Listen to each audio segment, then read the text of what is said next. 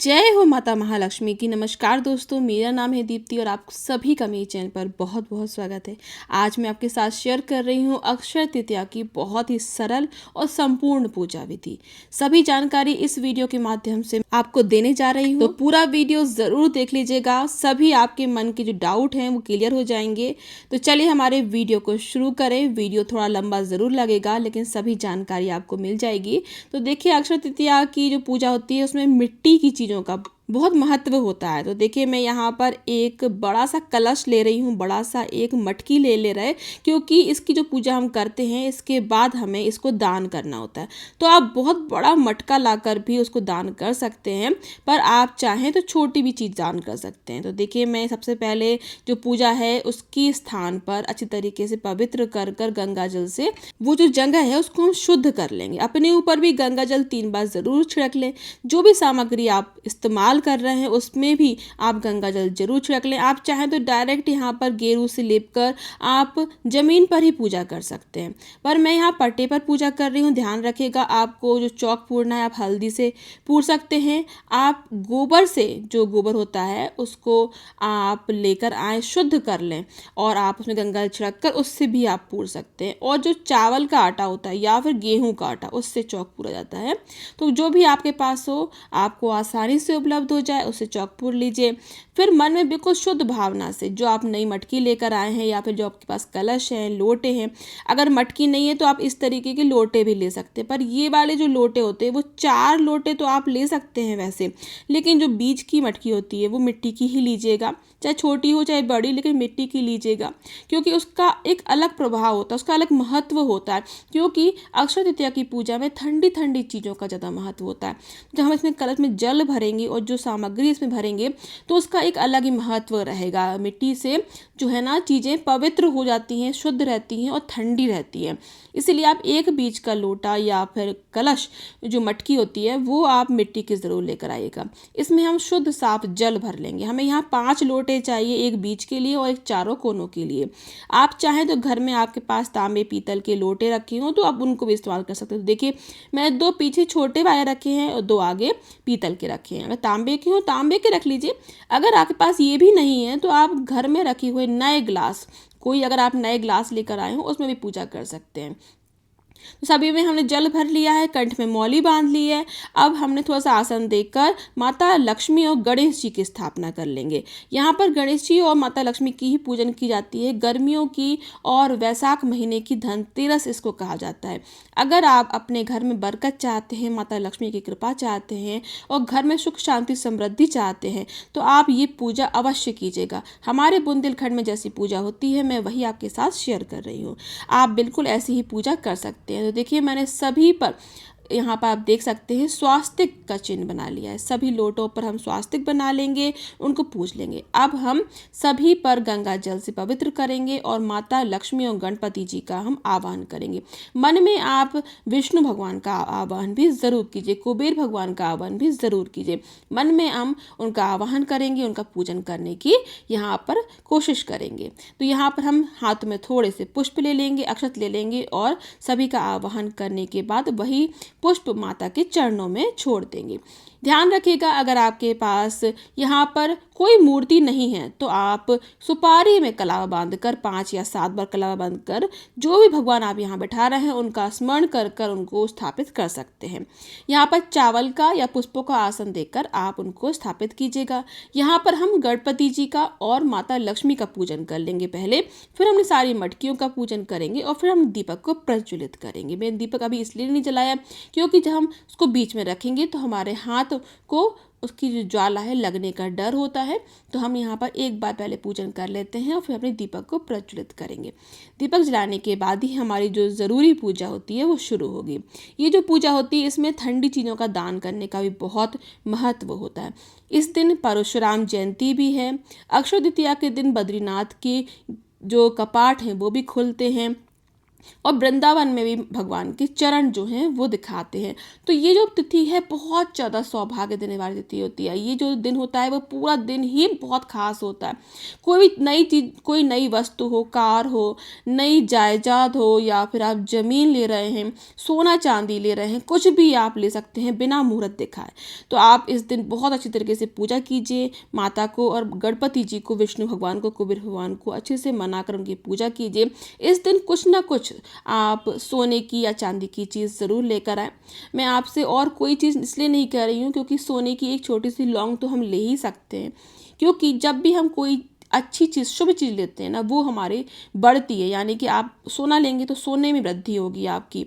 आप जो भी अच्छी चीज़ लेंगे उसी में वृद्धि होगी। अगर आप स्टील लेंगे तो स्टील में वृद्धि होगी। तो स्टील में वृद्धि करके तो किसने हासिल कर सकते हैं हम। तो सोना या चांदी ही लीजिएगा। अगर थोड़ी सी आप मेहनत अगर कर सकें तो मेरी मतलब एक रिक्वेस्ट रहती है कि आप अच्छे से अच्छा खरीदें, अच्छे से अच्छा पहने ओढ़ें। तो जैसा हम अपने लिए खर्च करते हैं, भगवान वैसे ही हमें और रास्ते खोल देते हैं धन कमाने के। तो आप अच्छे से अच्छा खर्च कीजिए भगवान पर भी और अपने खुद के परिवार पर भी। तो देखिए अब यहाँ पर हमने सभी जगह पुष्प अर्पित कर दिए हैं। और थोड़ी थोड़ी सी जो चने की दाल होती है वो हर लोटे में हमें डालना है। तो यहाँ पर जो चने की दाल होती है इसका क्या करना है बाद में, तो वो भी वीडियो में शेयर कर दूँगी। इसको हम जब उठाएंगे ना तो मैं वो वीडियो बनाकर आपके साथ शेयर कर दूँगी कि इसका हमें क्या करना होता है बाद में। इससे हमारे बड़े बुजुर्ग बहुत सारी चीज़ें देखते हैं। इसमें आने वाले कल की परछाई होती है इस पानी में, तो सभी चीज़ें देखी जाती है। तो इसका देखिए अब सभी चीज़ों पर, यानी कि हमारे जितने भी लोटे रखे हैं उन पर हमें एक एक आम का पत्ता रखना है। तो सबसे पहले मैं दीपक जला लेती हूँ। दीपक मैंने थोड़ा लेट जलाया है, आप थोड़ा सा पहले जला लीजिएगा। जब पूजन करना हम शुरू करते हैं उस समय जला लीजिएगा, क्योंकि मैं यहाँ सामने रखने वाली थी इसीलिए मैंने अभी जलाया है। अगर आप साइड में रखने वाले हैं तो साइड में तो आप जला के सबसे पहले दीपक को ही प्रज्वलित कर लीजिए। फिर दीपक का भी हम पूजन कर देंगे, उनको भी हम अग्नि देवता को पुष्प अर्पित करेंगे। हमारे यहाँ जो अक्षय तृतीया की पूजा होती है उसको हम अक्ति कहते हैं, आखा तीज भी कई जगह कहते हैं इसको। तो ये जो पूजा होती है हर घर में कई अलग अलग जगह पर अलग अलग नामों से होती है, लेकिन होती ज़रूर है। अगर ये 5 कलश भी आप नहीं रख सकते तो एक लोटा रखकर भी आप मिट्टी का भरकर भगवान के सामने रखकर उनका ये पूजन कर सकते हैं। और ये छोटे वाले जो लोटे हैं ना, इनका बाद में बहुत अच्छा एक यूज़ होता है, मैं आपके साथ वो ज़रूर शेयर करूँगी। और भगवान के मंदिर में आप एक मटका छोटा सा पानी के लिए भरकर ज़रूर रखें, जिससे कि भगवान को भी ठंडा पानी मिल सके हर वक्त। तो अब हमने देखिए आम के पत्ते इनके ऊपर रख दिए। अब मौसमी जो भी फल होते हैं, खास करके ठंडे फल, जैसे ककड़ी है हमारे यहाँ जो आती है छोटी वाली, पतली वाली, और कच्चे आम हैं, पके आम है, खरबूजा है, तो ये सभी चीज़ें आप अपने पूजा के स्थान पर ज़रूर रखिएगा और बाद में इन चीज़ों का ज़रूर दान करिएगा। अक्षय तृतीया का दान जो होता है वो कभी भी क्षय नहीं होती है उसकी। अक्षय मतलब होता है उसकी क्षय ना होना। उसका जो फल है आप उसकी एक उम्मीद भी नहीं लगा सकते हैं। हमारे बड़े बुजुर्ग बताते हैं इसका जो फल होता है वो इस जन्म का नहीं होता है, वो कई जन्मों जन्मांतर तक उसका फल मिलता है। इसीलिए अक्षय तृतीया के दिन पूजा करने के बाद आप ज़रूरतमंदों को, पंडितों को या फिर ब्राह्मणों को दान ज़रूर दीजिएगा, बहुत अच्छा होगा और आप खुद चमत्कार देखेंगे। तो मैंने यहाँ कच्चे वाले जो आम हैं आम के पत्तों पर रख दिए हैं। आप कोई भी फ्रूट रख सकते हैं, कोई भी फल रख सकते हैं, जो भी आपकी इच्छा हो। आप केला भी रख सकते हैं, सेब भी रख सकते हैं, पर ये मौसमी है, यानी कि ये जो फल हैं अभी आए हैं इसीलिए हम ये रख रहे हैं। और हमारे यहाँ क्या होता है उस दिन कड़ी जरूर बनती है, तो कड़ी की जो पकौड़ी होती है वो भी हमारे यहाँ रखी जाती है। तो देखिए मेरे यहाँ ऐसी पूजा होती है, मैं वही शेयर कर रही हूँ। आप बिल्कुल ऐसे भी कर सकते हैं और आपके यहाँ जैसी होती है वैसे भी कर सकते हैं। अब देखिए माता लक्ष्मी के सामने लक्ष्मी रखना तो बहुत ज़्यादा शुभ होता है, क्योंकि लक्ष्मी ही लक्ष्मी को खींचती है। इसीलिए यहाँ कमल गट्टे, कौड़ी, गोमती चक्र, चांदी का, सोने का सामान जो भी आपके पास हो, रुपए पैसे, वो भगवान के सामने ज़रूर रखिएगा। और माता की कृपा इन सभी पर हो जाती है। उसके बाद हमें जो करना होता है वो हमें धन की पोटली, यानी कि कुबेर पोटली भी कह सकते हैं आप उसको, आप धन की पोटली भी कह सकते हैं, कुछ भी आप इसको कह सकते हैं। तो यहाँ पर लक्ष्मी पोटली बनाने इसकी जो विधि है वो भी मैं आपके साथ इसके बाद ज़रूर शेयर करूँगी। पूरी पूजा विधि आप देख लीजिए शांति से। फिर मैं आपको नेक्स्ट वीडियो इसी का शेयर करूँगी कि हमें धन की पोटली कैसे बनानी चाहिए, कब बनानी चाहिए और मंत्रों से उसे अभिमंत्रित कैसे करना चाहिए। उसको मंत्रों से जगाना पड़ता है। ऐसा नहीं है कि सभी चीज़ें हमने डाल दी, एक लाल कपड़े में बांध के पोटली बना ली और हमारी पोटली बन गई। ऐसा नहीं होता है, उसको मंत्रों से जगाना होता है, उसे सिद्ध करना होता है। तो वो भी मैं आपको बताऊंगी कैसे सिद्ध किया जाता है। कहीं भी आपको भागने की दौड़ने की ज़रूरत नहीं है, आप घर पे भी कर सकते हैं। अब सभी चीज़ें हमने अर्पित कर दी हैं, कुछ हमने प्रसाद भोग मीठा अर्पित कर दिया है और सभी को हमने इत्र अर्पित कर दिया है। और माता के लिए सुहाग का सामान ज़रूर अर्पित कीजिए। 5 या 7 चीज़ें आप अर्पित कर सकते हैं। तो मैंने यहाँ बिंदी और महावर, मेहंदी और काजल, सिंदूर और सभी चीज़ें अर्पित कर दी। अब यहाँ थोड़ा सा हवन हम ज़रूर करेंगे। ध्यान रखिएगा, बड़ी बड़ी पूजाओं में छोटा सा हवन ज़रूर कीजिएगा। तो मैं ये हवन कप रख रही हूँ, उसमें धूप और कपूर जला लिया है।